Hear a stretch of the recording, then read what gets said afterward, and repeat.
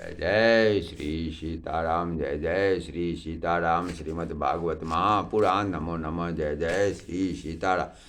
कालिया मर्दन की कथा श्री सुखदेव जी के मुख से सुनने के पश्चात राजा परीक्षित पूछने लगे, हे महात्मा, रमणीक द्वीप जैसे सुंदर मनोहरी स्थान को छोड़कर कालीनाग यमुना जी में आकर क्यों रहता था?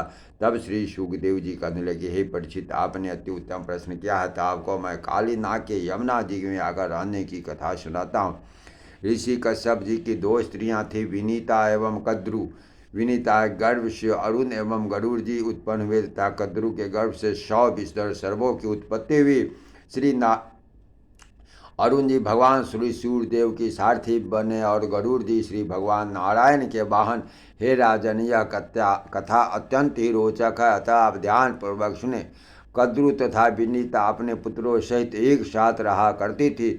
एक दिन विनीता से कद्रु ने कहा, हे विनीता, सूर्य देव के रथ में किस रंग के घोड़े जूते हुए हैं? विनीता ने उन्हें श्वेत रंग का बताया, किंतु कद्रु ने बिना सोचे विचारे काले रंग का कह दिया। उसी बात को लेकर दोनों में वार्ता छिड़ गई।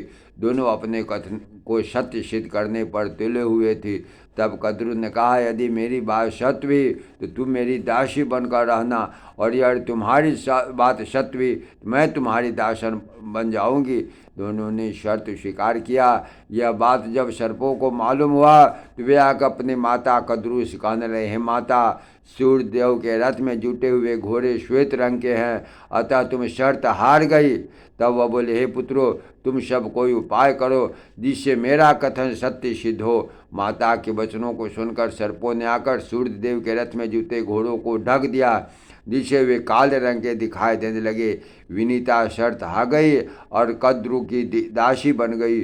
बहुत दिनों बाद गरुड़ जी ने सर्पों से कहा, जाकर तुम मेरी माता को दासत्व से मुक्त कर दो, बदले में मुझसे कुछ भी मांग लो। गरुड़ जी की बात सुनकर सर्पों ने आपस में विचार विमर्श किया और बोला, यदि तुम मुझे अमृत कलश ला कर दो तो हम तुम्हारी माता का दासत्व से मुक्त कर देंगे। गरुड़ जी उसी समय तीव्र वेग से स्वर्गलोक की तरफ उड़ चले। उनके पंख के वेग से भयंकर शोर उत्पन्न होने लगा। इस शब्द को सुनकर इंद्र घबरा गए और गरुड़ को रोकने के लिए देवताओं को भेजा, किंतु देवतागण उनके वेग को सहन न कर सके और धाराशायी हो गए। तब इंद्र ने क्रोधित होकर उस पर अपना वज्र चलाया।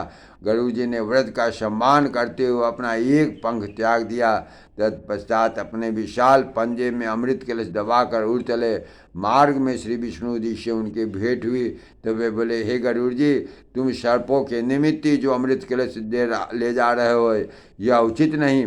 अमृत पान करके सभी सर्प अमर तत्व को प्राप्त करेंगे और प्राणियों को बहुत दुख पहुँचाएंगे। इसके बदले तुम मुझसे अन्य कोई वस्तु मांग लो।